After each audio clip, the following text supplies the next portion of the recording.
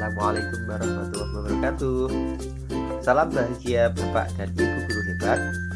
Perkenalkan, nama saya Ahmad Thoibur, calon guru penggerak angkatan ke-11 dari Kabupaten Blora. Akan memaparkan kesimpulan dan refleksi pemikiran Ki Hajar Dewantara modul 1.1 koneksi antar materi. Ki Hajar Dewantara atau yang bernama asli Raden Suwardi Suryaningrat, beliau merupakan Bapak Pendidikan Indonesia. Melalui pemikiran kritis beliau, banyak sekali yang terilhami dengan semangat perubahan dalam aspek pendidikan di Indonesia. Beliau menggaungkan pendidikan yang berpihak pada murid, yang artinya seorang pendidik itu menghamba pada anak.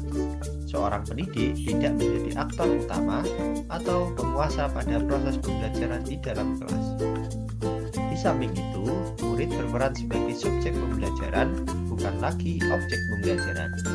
Seiring dengan berkembangnya zaman, pendidik tidak bisa menggunakan metode-metode konvensional, klasikal, dan tradisional untuk mendidik murid-murid. Menurut Ki Hajar, mendidik anak harus disesuaikan dengan kodrat keadaan anak yang terbagi menjadi kodrat alam dan kodrat zaman. Mendidik anak ibarat menanam biji-biji tanaman. Menurut kodrat alam, bahwa merawat tumbuhan jagung tentu berbeda dengan cara merawat tumbuhan padi. Begitupun pada anak, setiap anak pastinya memiliki karakteristik yang berbeda, bahkan anak kembar sekalipun. Di era perubahan zaman yang sangat modern ini, tentunya mendidik anak zaman sekarang akan berbeda dengan zaman pendidik mendapatkan pendidikan, sehingga murid-murid tidak boleh dididik menggunakan metode-metode yang sama ketika pendidik mendapatkan pendidikan. Itulah mengapa pentingnya mendidik anak melihat aspek kodrat zaman. Di dalam dunia pendidikan, menurut Ki Hajar, pendidikan dan kebudayaan harus berjalan secara beriringan. Kebudayaan dan pendidikan harus bersatu padu.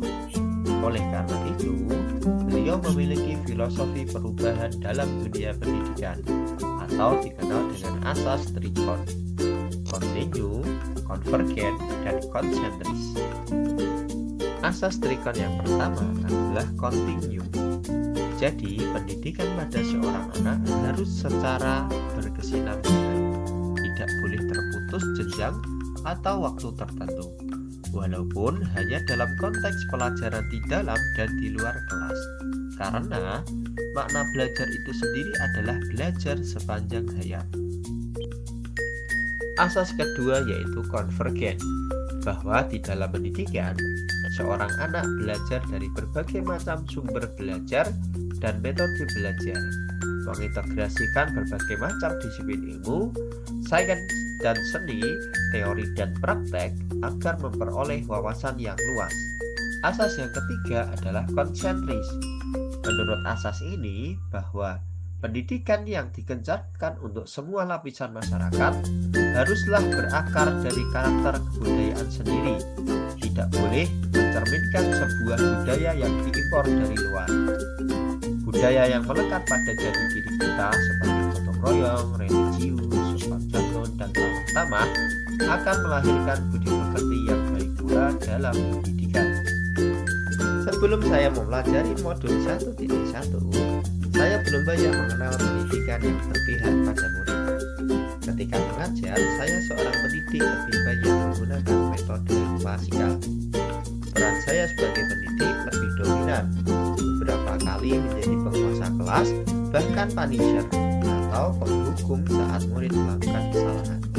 Belum pernah mengadakan kesepakatan kelas yang mana itu penting untuk melatih kedisiplinan anak. Tidak mengajak, tapi memerintah anak gotong royong, membersihkan dan menghias kelas. Belum banyak menerapkan senyum, sapa, salam.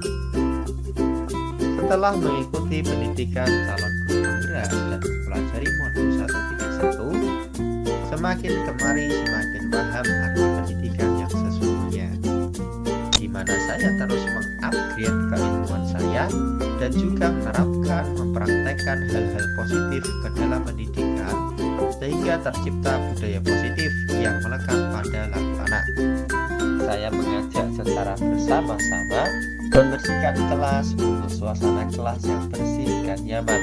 Tidak ketinggalan, membuat kesepakatan untuk datang tepat waktu, termasuk menjalankan tiket, mendengarkan ketika orang lain berbicara, dan masih banyak lagi.